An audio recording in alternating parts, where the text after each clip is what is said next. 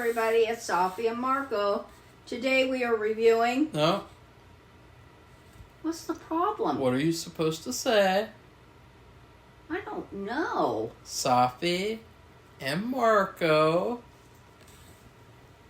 Today we're reviewing another Frankenstein movie. This is Safi and Marco dish out on the movies. Wow! That's our channel, Safi. Yeah, I know. I thought I'd already said it. No. This is how tired I am. So, anyway, we have been reviewing a lot of Frankenstein with a lot more Wolfman lately peeping in or creeping in to the Frankenstein movies. And even though this is called House of Frankenstein, again, Wolfman is in it. And Dracula's in it too. Yes. And he's not in it for long. He has like a special part all to himself. And then he's all gone. And he gets killed really quickly. It's probably the only Dracula movie I've seen where he gets killed so fast. Yeah. And the person who plays him, is it David Carradine? Yeah. I get them mixed up because I'm more familiar with the son. Remember the one who did the karate shows, the TV show that was on years ago. That was his this is his father. And he actually, I thought he did a really good job playing Dracula. I've seen this movie before. And again, we have gypsies involved in this one.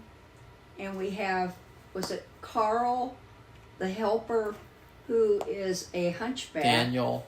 I should have known. And Daniel, I don't think they did his hunchback very well. I mean, you could see that was almost like a folded up, very thick blanket. A pillow. I don't know, but I mean, it really didn't look very realistic. And then another thing I noticed when Dracula was on the way out, so to speak, they didn't do the, he got hit with sunlight, of course, and you know, at least it used to be this way. Vampires can't get out in the sun, and he started disintegrating, but it was weird how they showed it. I don't know, I didn't think they did a good job with that either. But, you know, this was a 1944, so I have to give them some, you know, leeway. Now that you're just jumping all over the place like a... Well, I'm just telling you some of the things like that a frog, didn't care about it. Like a frog that's boiling in a pan. Let's go back and just say, well, I thought as a kid that this was the best one. Yeah, I remember seeing it before, too. I thought it was really entertaining. And, in fact, we liked it so much, we used to rent it. And, of course, just as I start talking, she starts coughing. I have water. But I actually liked it so much that we ended up buying it from Hollywood Video. Because Hollywood Video, when it went out of business, they had a big sale where you could buy all the VHSs from the store. And I had really wanted to get like some of the Hammer Dracula movies, but unfortunately they were all out of those, I think. Yeah. And so, because, you know, people really liked those. And I think that those, like, people rented them a lot. Like, Dracula AD 1972, you know, that's the one I like to rent a lot. And everyone loved to rent that, even though people in England pretend like that's bad. And really? But House of Frankenstein was one of the ones that they had still in the store that you could buy. So we bought the House of Frankenstein from Hollywood Video. We also bought Night of Dark Shadows, which was really lucky because the Dark Shadows movies were really hard to find back then. You know, we tried to buy Night of Dark Shadows on eBay, and we got outbid at the very last second, and we were going to spend like $60 to get that VHS. You know, nowadays you can get a Blu-ray or you can buy it online. You know, you could even pirate it for less than that. So, but I used to love this movie, and it's funny because I was kind of hesitant about it because it was the same experience I had with Frankenstein Meets the Wolfman, where, that movie was really good as a kid, but then when you grow up, it's like you can kind of see the flaws more, and you can kind of see, like, especially when you're watching all the Frankenstein movies back to back, the flaws really stand out. And you think about what makes a Frankenstein movie. What makes a good Frankenstein movie? And is Frankenstein Meets the Wolfman a good Frankenstein movie? No. No, it's a Wolfman movie. Is this movie a good Frankenstein movie? No. So that is my takeaway. And it's kind of difficult because even though, like, it's really fun and entertaining, it's hard to kind of separate that because it's supposed to be House of Frankenstein. And it's like Frankenstein's monster's in it for like 2 minutes, and he sucks. This is probably my least favorite interpretation of the monster because he just looks like an old man who's just really tired all the time. The monster, which is Glenn Strange. Right. Or whatever. And right. I really don't like him as the monster, and I've just... So it's kind of difficult with this movie, because on one hand it's really fun, but on the other hand it's just not what it should be. Safi? Well, it's different movies. It's like, the first part is really Dracula. Yeah. And it's like a short. And he dies, and then you move on, and it continues on with the Wolfman and with Frankenstein. I mean, he comes at the end. And it's called House of Frankenstein. And again, this has been repeated, God, how many times? I don't know, at least 3, 4, where there's a mad scientist, and it's Boris Karloff. Yeah, and he did really good. Yeah, actually. he was one of the best parts. He's a really good mad scientist. He's Dr. Neiman, and he's a really evil guy. I mean, he's probably, I don't know in comparison to Dr. Pretorius, but he's probably one of the most evil mad scientists in the series. I think Dr. Pretorius is more insane, goofy. Yeah. And this guy is like evil. Kill him if you want, He's kind of like that. He's a backstabber, he's a liar, and he's a manipulator, and just everyone around him gets killed and gets betrayed and gets just screwed over. And, I think that's one of the highlights of the movie. And it centers all around him and his hunchback assistant, Daniel. I don't like Daniel. I think either. He's kind of a simp. I wonder if I didn't look him up as an actor, but I wonder what his body of work is. Well, apparently him and Lon Chaney Jr., their last movie was Dracula versus Frankenstein, which was the shitty 70s or 80s version. I think 70s. Oh. And it was a very shitty movie. And like, the whole fight with Dracula and Frankenstein takes place in the dark, so you can't even see anything, and it's just terrible. Who plays Dracula? It's some really weird guy, and he looks really like a 70s guy. I mean, That's it's just... a shame. I mean, they didn't have... Because it's too bad it wasn't the one that was in this movie. No, this wasn't Universal. This was just some... Because, all those characters are public domain. I mean, that you can make a Dracula movie because of the copyright thing.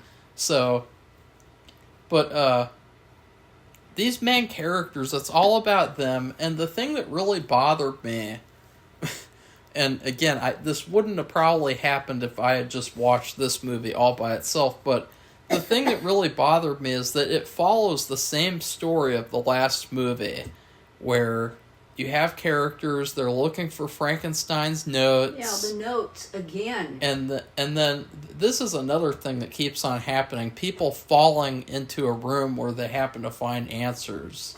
Like, Daniel falls into this cave. It's another ice thing. They find the Wolfman and the monster in ice. And they get them out. And then the monsters help them find the notes and the book, whatever. And just, it's like, how many times we're going to have the same old shit happen in these movies? Like, I know it's a monster movie, but still, like, you'd think that they'd have some... That's why, Ghost of Frankenstein, for how bad that people say it is, at least it did some stuff different. That was the first movie where they did that brain transplant thing, where they were like, let's switch brains around with people.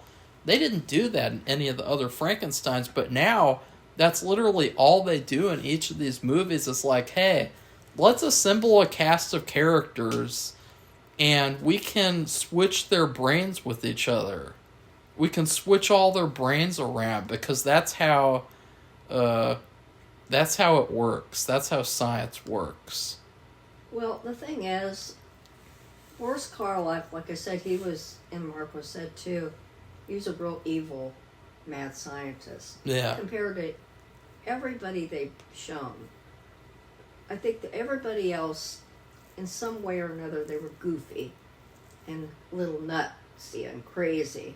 Like Safi. But this guy was mean, and he was like a sociopath.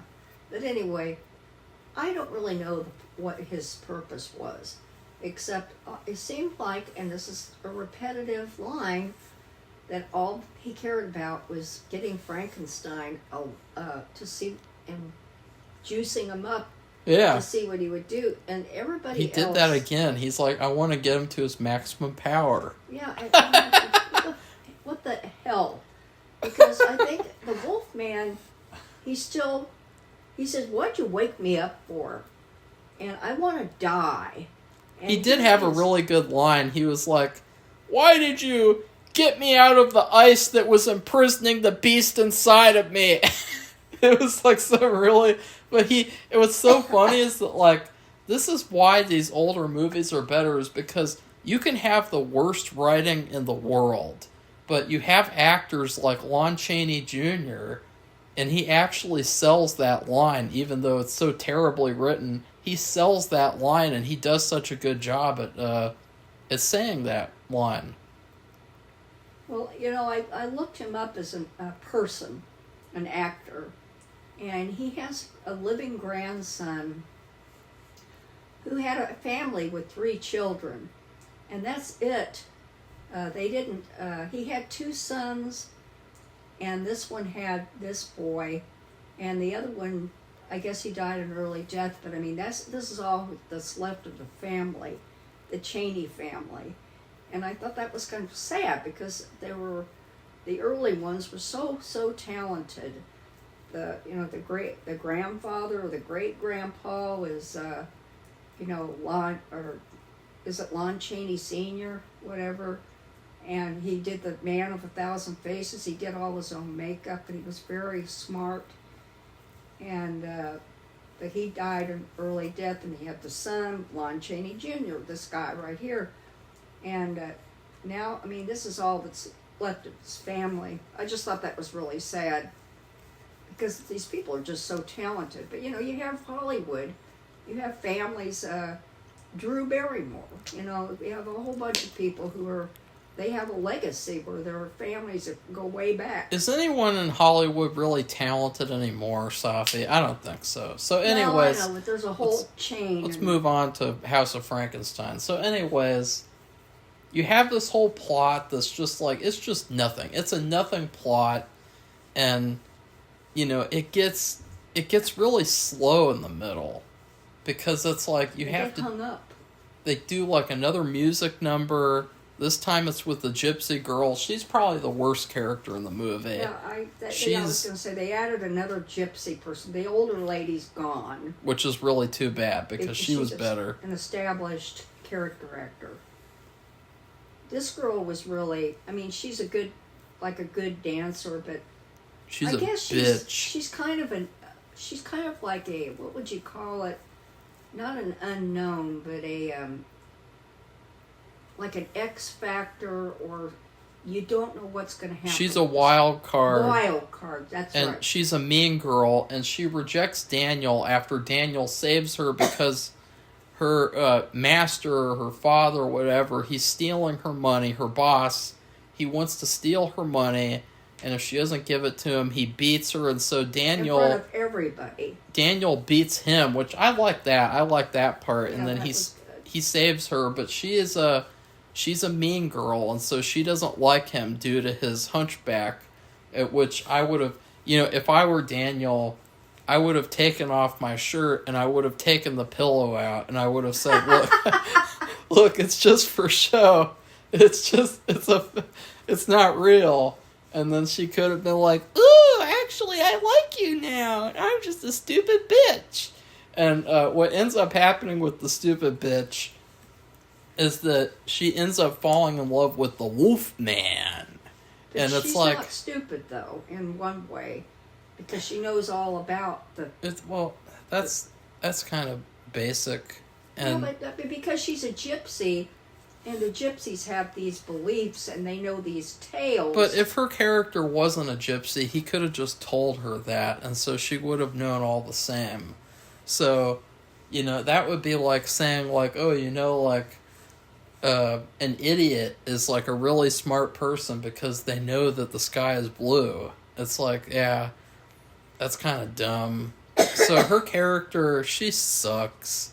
And, she it's funny because she looks like she should be with Daniel.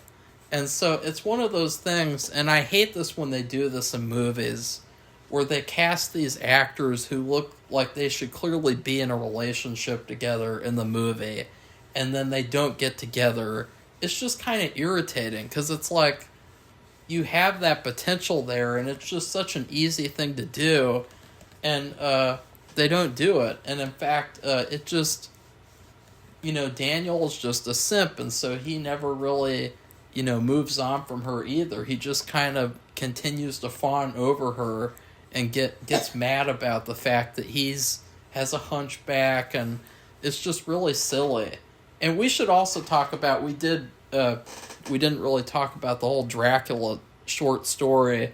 There's like this short story where Boris Karloff uses Dracula to kill people that put him in prison for being a mad scientist. Right. Yeah. And that was one of my favorite parts of the movie as a kid, because I thought that the Dracula was really creepy. He was really good. I thought as Dracula. I would say I think he was just as good as Christopher Lee. I mean, it's a different style, kind of, but he's tall, and he's got a very interesting, exotic Dracula type of voice, and he's very sweeping with his cape. And, anyway, I thought he was really good. I'd seen the movie, but when you watch it you just watch it for fun. You don't really notice everything really well. I mean, very distinctly, and I didn't realize what a good Dracula character he was. But I really liked that part. Yeah. They picked him up in this, and it was interesting because I was thinking about all these. They have all these different tricycle campers now, and they're bikes that are, and you pull one on the back, and it's just like this. It was these traveling wagons, and Dracula was actually in the wagon. He was in his coffin with the stake in his heart, and he wasn't quote alive or functioning. He was dead. And so the person who owned him was showing him off from town to town. And so that's how Boris Karloff, he escaped from prison.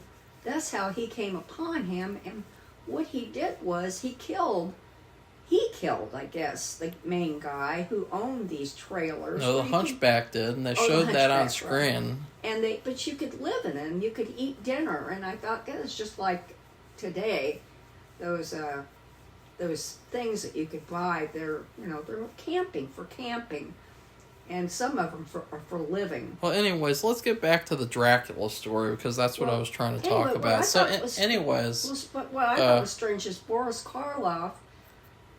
The guy had told him that stake in his heart was keeping him dead, so to speak, and he just rips it out. Like, why'd he do that? Because all of a sudden, guess what happens? Dracula becomes the living Dracula again. And that's when he started. So anyways, back to the Dracula short story that I was trying to talk about. Go ahead. I thought that was, and Safi, stop doing that. I thought that was one of the best parts of the movie because it was one of the only times in the movie where it felt like it slowed down to tell a simple story, whereas after that it just becomes kind of a rehash of the last movie, and then the whole Frankenstein stuff at the end is so rushed, and it's such a letdown too. I mean, I know that it's the 40s and they can't really show a lot, but it was just so, like, lame. And it was so, like, I didn't need to see people, like, ripped to pieces and blood everywhere, but just, it felt like the whole movie was all about building up the tension between these characters until they kill each other. But there's no, like, payoff. You don't feel that emotional payoff because the interactions are so brief and basic. You don't feel anything from that. It just feels kind of like a montage or something. Like, it just doesn't feel like you got what you paid for as the audience member. But the whole Dracula part, it feels like a better movie than the movie that comes after it. So that's what's funny. And, again, he is creepy. The love interest of that story is a lot better than the gypsy bitch. And so you have a lot of these things there that, like, that could have been its own movie and it would have been a lot better. They could have called that House of Dracula. In fact, that could have been kind of interesting, is to just see Dracula kill a bunch of people at, like, a house, like, slasher style. And, that was kind of cool. But then, boom, he's gone. He's out of the movie. And you're stuck with Daniel and his pillow in his back, and you're stuck with Boris Karloff, and he looks like he's gonna die pretty soon. And then you're stuck with that weird old man Frankenstein monster who looks terrible. He looks like a walking joke. And then also the Wolfman, he comes back again just so he can die again. It's like, come on. And I know that sounds like a really mean review, but when you watch these movies back to back, I think that's what it is, because, people back then, they didn't get to watch them back to back like that. They had to catch them on TV, and they saw them years apart, but nowadays you can just watch them back to back, and it's like, wow. Like, this movie... Even the people who made them couldn't do what you're saying. Yeah. And so they may have, like, oh my God, what did we do? Why did we do that? Well, it's still a fun movie. It's a fun movie, but it pales in comparison to the last movie, even. In my opinion. Well, I like the Boris Karloff and the Dracula characters, and then Lon Chaney Jr. plays a consistent performance, or plays the consistent within the consistent storyline. But his story... He doesn't want to do this anymore. His story was better last movie, though. That's the thing. What did you think? Did you think his story was better in this one? I don't know.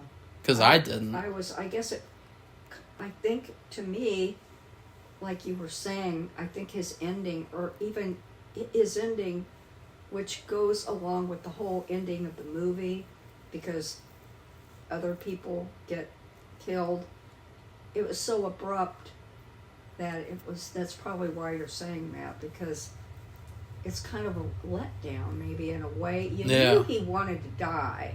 Yeah. But the way it happened, it was so abrupt and almost like, did that really happen? That's what you're thinking. Boris Karloff wanted to do this really disgusting plan where he wanted to put these two guys who betrayed him, he wanted to put their brains in the monster and the Wolfman's bodies. And then he was going to do like this big brain switcheroo. And it's really weird and creepy. And I think it's really unfortunate because it could have been such a dark and creepy ending if he had gotten to do his plan. And then it could have been like wow, this is really horrifying. Like, just imagine, like, your brain is put into the Frankenstein's monster. You become the Frankenstein's monster. That could have been a really interesting story to explore. Just like we said with Ghost of Frankenstein. But no, not going to do that. Not going to do what's interesting. We're just going to fuck it all up. Well, Daniel wanted a new brain, right? No, he wanted a new body. Oh, he wanted a new... Okay. Yeah. So he wanted his brain to be put into... Larry's. Larry, or the... Which is kind of gay. Chaney's body. That is kind of gay. Yeah, because he had he was tall, and he's 6'2", and I don't know, that is tall, but... Who would you like to be, Safi, if you could have your brain put into one of their bodies? I don't know. I would like to be Lon Chaney Jr. because he's a titan. He really could have played like a superhero or something back then. Superman. No, I don't know about that. Or... He would have been good as playing Batman. Because he would have had to play someone tortured, like a tortured character. Tortured soul, yeah. He could have played Batman. That could have been really cool. Yeah. Batman! That's Adam West in that one. Batman! I used to watch that. It was fun. So, anyway. Gee. What?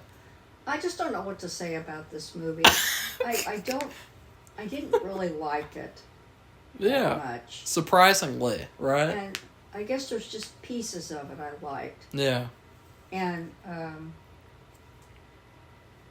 I just think I guess the gypsy girl, even though she's not that great of a character, she plays an X factor. And so she is the one who shoots the gun that has a silver bullet and kills Larry, the Wolfman. And the Wolfman kills her too.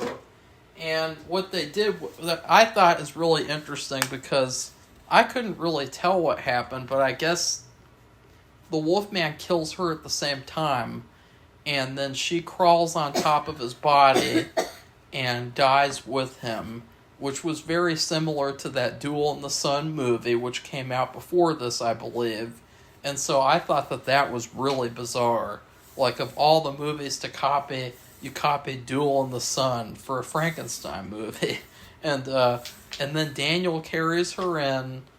Boris Karloff, this is the part that I really didn't like, because at that point, it seemed like the writers didn't know what to do.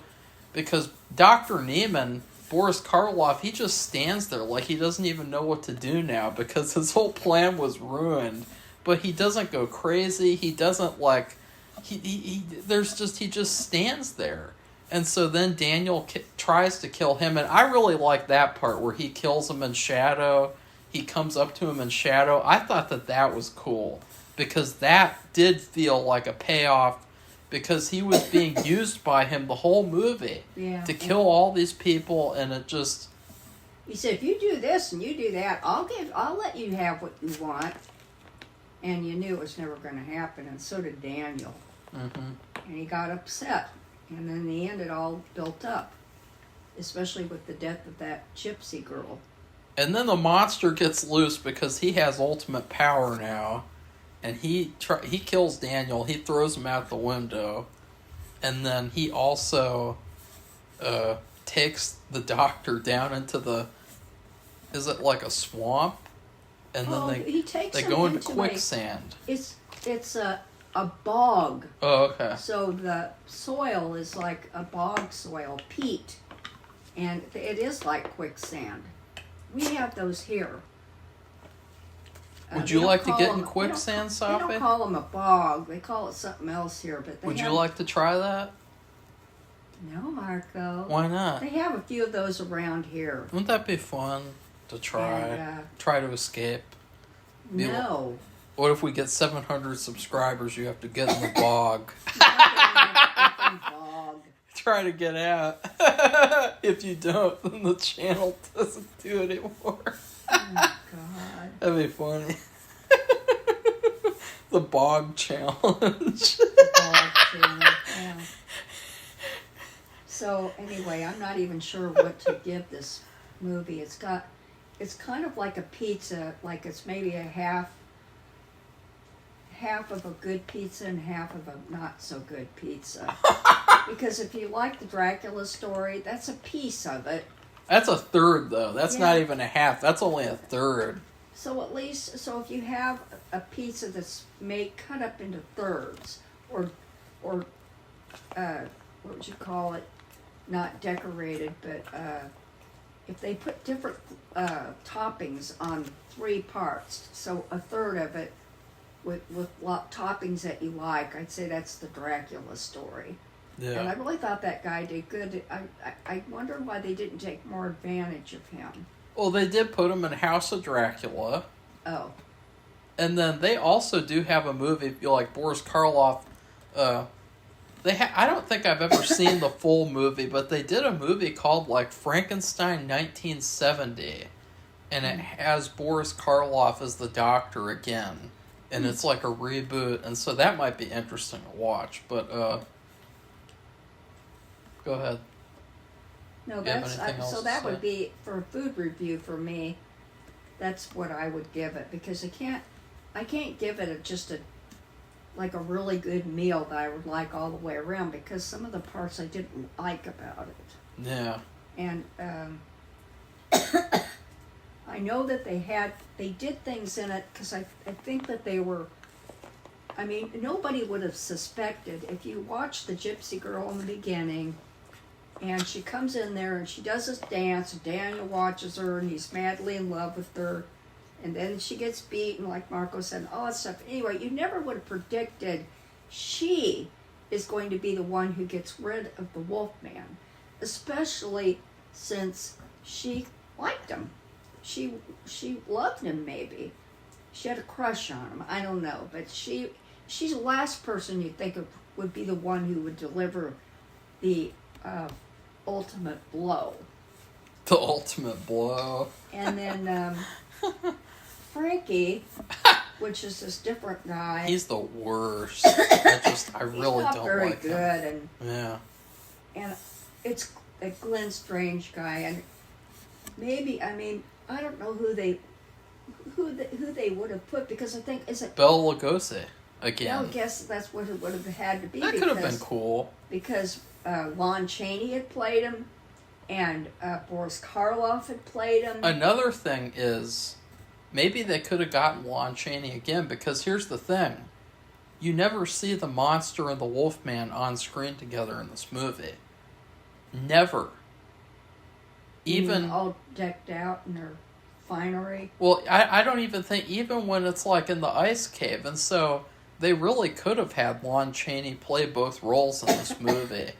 And I think that would have been better, because honestly, like, I know it sounds funny, but after all these movies, I'm kind of coming away with the opinion that Lon Chaney did a really good job playing the monster, which is not what I expected. But I was never a fan. Even when I loved this movie and I thought it was like the best Universal movie, I never liked Glenn Strange as Frankenstein's monster ever. Yeah, he probably really wasn't very popular. He's cartoony, and he's like a joke. I mean, he's like a man that's made out of mint chocolate chip ice cream or something. Like, he's just... And he doesn't talk in this either. Yeah. Frankie doesn't talk in this movie. He does make a really funny face. Like, when he breaks out of the restraints, he's like... Ee-yee. And he's making, like, this big frown... like an old person that is like in a retirement home and they find out they don't have any pudding today. It's like, that's what he looks like. And so, I also have to say, speaking of rushed endings, this ending is really rushed because Karloff and the monster, they sink into the quicksand, and as soon as they sink, it says the end. There's not even any like guy and girl walking out together. It's just the end. Nothing, no conclusion, no anything of There an was ending. the guy and the girl, but they were with the Dracula story. Yeah, they already had their happy ending Yeah, early in the movie. that was a long time ago. And after that, nothing. Well, you had the gypsy girl, but that was an unhappy ending because she and, like you said, Lon Chaney and her killed each other. So you can't, and that's not the same anyway as we're talking about. In concept, I really like that because it's like, it is a lot darker. It's a lot different than the past couple of movies where it's like, oh, of course, you have to have a guy and a girl together at the end, and they hug each other. And they actually did that with the Dracula part. Did you notice that, Safi? Yeah, but they were married. hug each other. They were They were a married couple. Yeah. And it was very interesting. It won't mean anything to you, but the guy who played her husband. I got something in my ear. He was married to a woman named Rosalie Calvert. They were both actors, and I think he's from either Slovenia or Bosnia or something. Anyway, he was from Yugoslavia, I think. But anyway, Ew. Rosalie Calvert is the name of a character in Grimm. Oh, And I God. thought, in fact, when you look her up, I thought, my God, is this an actress? And it's not a real name; it's her character name in the show Grimm.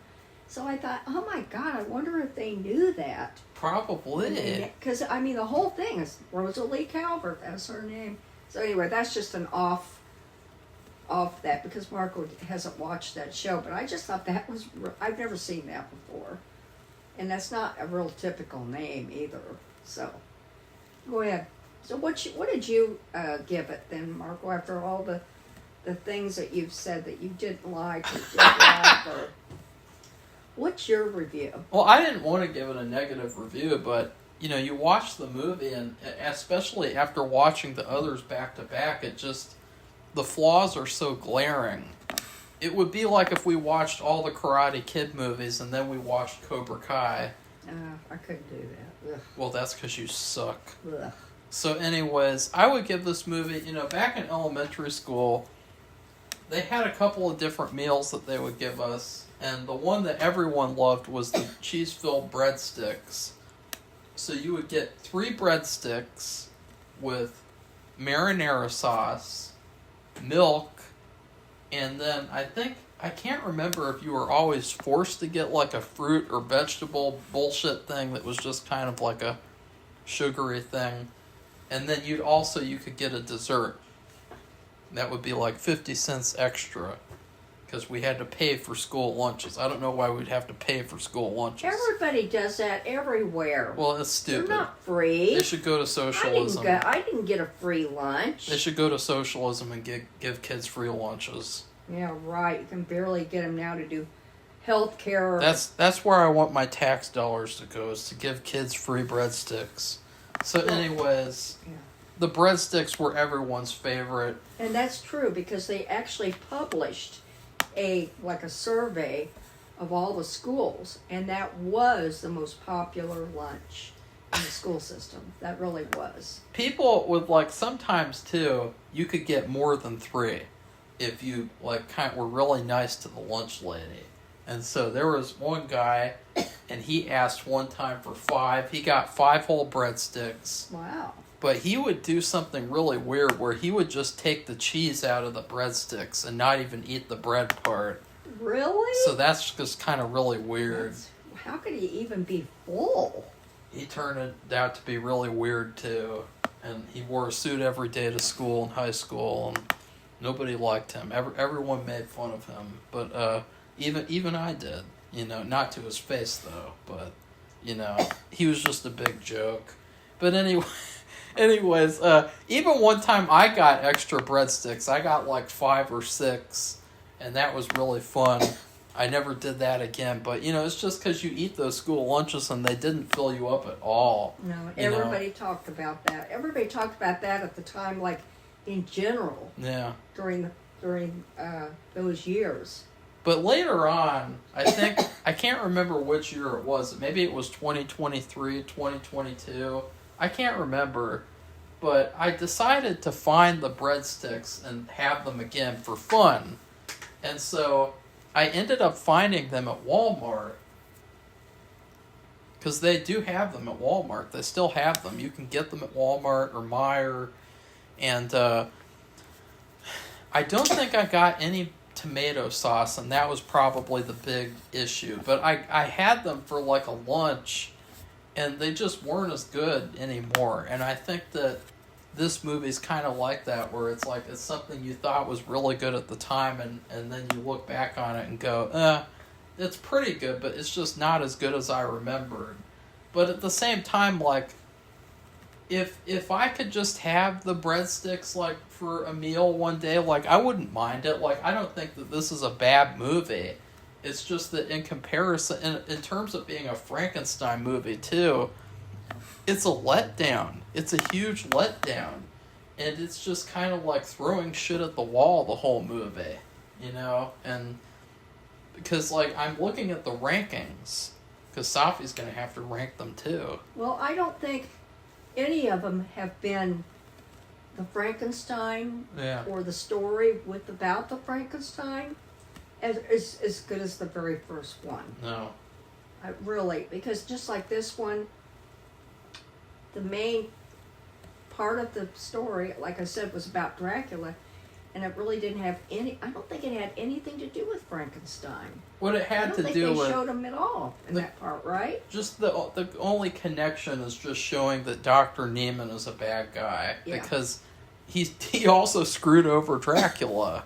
They threw his coffin out, and so he had to get in his coffin, and it didn't work, and the sun was out, and so he screwed over Dracula after Dracula helped him. Well, the cops were chasing Dracula because he had kidnapped that wife of that guy.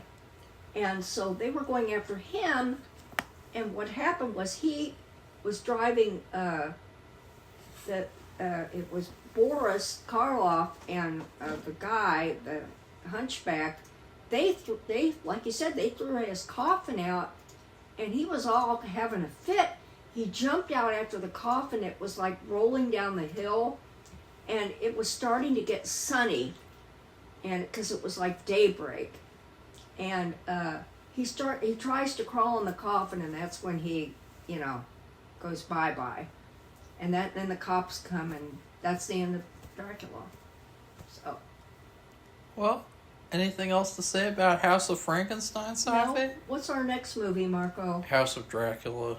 So we're going to watch The House of Dracula next, and if you like this video, give it a thumbs up or make a comment. We are almost at our 700 subscribers. We only need one more. We've been doing this for a few years now, and we've done all kinds of stuff. We do snack reviews, we do book reviews, but they've been like Goosebumps books. I don't think we've done any adult books, even though I read. I kind of lessen my time I'm reading lately. Safi's learning how to read currently. No, this BS. I used to read like a book or two a week, but what I do is I get into a series, because today, and I think they're still doing it. When you get an author who writes a book, they encourage and they want somebody who's going to write a series, because I think they want to get more money. So if you just have a one-off book, they don't like that as much as having a series in terms of these like mystery books. And but anyway, and we've done Hallmark movies, we've done TV series. We've done really old shows. We've done ranking, because Marco is he's one of those people that likes to do rankings. which that seems to be like a trend nowadays. Like even in sports, it's like rank this, rank that, rank every little piece of the sports. It drives me nuts. And so anyway, we've done a lot, and we are still doing more. It's just whatever is available, whatever we feel like doing. We were going to do Woody Allen movies, but I don't know because they're really kind of boring. God, Safi. Well, I was watching Hannah and her sisters, which won, I believe, an Oscar or two. Well, I guess we'll finish and I that fell week. asleep. Oh. And I couldn't believe it because when I saw it, I liked it. But then when I started watching it again, after knowing everything I know about Woody Allen, and I just, I have a problem with it. So, Well, so that's it.